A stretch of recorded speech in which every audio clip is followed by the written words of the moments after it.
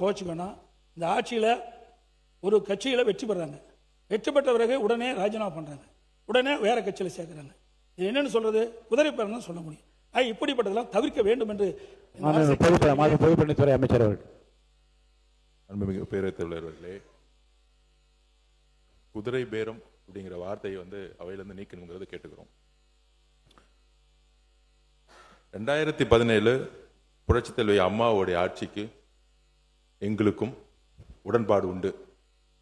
2017க்கு அப்புறம் வந்த உங்களுடைய ஆட்சிக்கும் எங்களுக்கும் உடன்பாடு இல்லை. அது ஏனென்றால் உண்மையான அதிமுக கிடையாது, அது அம்மாவுடைய அதிமுக கிடையாது. குதிரை பேரம்னு சொல்றதுக்கு நான் விளக்கம் கொடுக்கணும். அம்மாவோட அதிமுக இருக்கிற வரைக்கும் நீட் கொண்டு வரப்படவில்லை, ஜிஎஸ்டி கொண்டு வரப்படவில்லை, சிஏஏ கொண்டு வரப்படவில்லை.